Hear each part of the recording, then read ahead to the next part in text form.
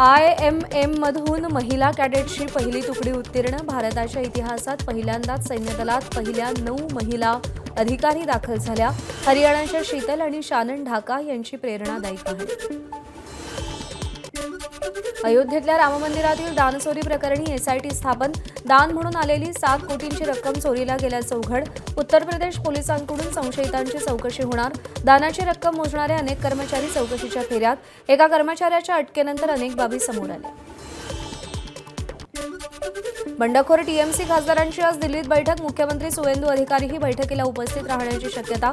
TMC मधून एक स्वतंत्र गट म्हणून मान्यता देण्याची मागणी. TMC खासदार सुदीप बंडोपाध्याय यांनीही बंड केली.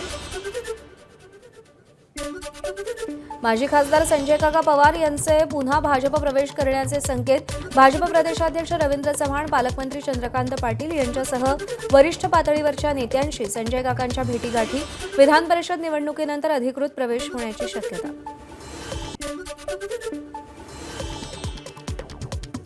सरकारी कार्यालयांसाठी एअर इंडिया इमारतीला 181 कोटींची झळाळी. 6 महिन्यात काम पूर्ण होणार. राज्य सरकारनं एअर इंडिया इमारतीची नुकतीच 1601 कोटी रुपयांमध्ये खरेदी केली.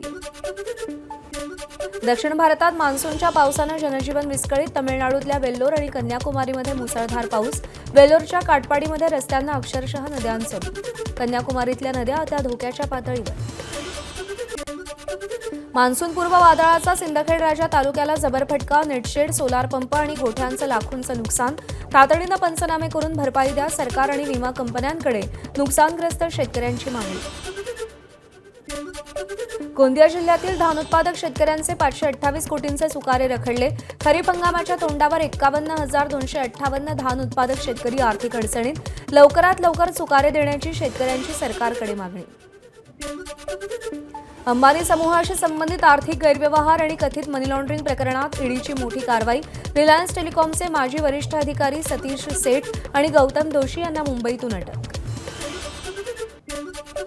ओमानच्या आखातात अडकलेल्या आणखी एका भारतीय खलाशाचा मृत्यू. जहाजांवर अडकलेल्या खलाशांची उपासमार. औषध पुरवठाही नाही. MT सेलेस्टियल नावाच्या जहाजावरच्या भारतीय खलाशाचा मृत्यू. मृतदेह अजूनही जहाजावर ठेवला असल्याची माहिती.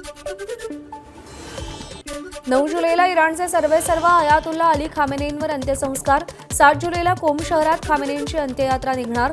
मसहद शहरात रझा इमाम मशिदीमध्ये दफनविधी होणार.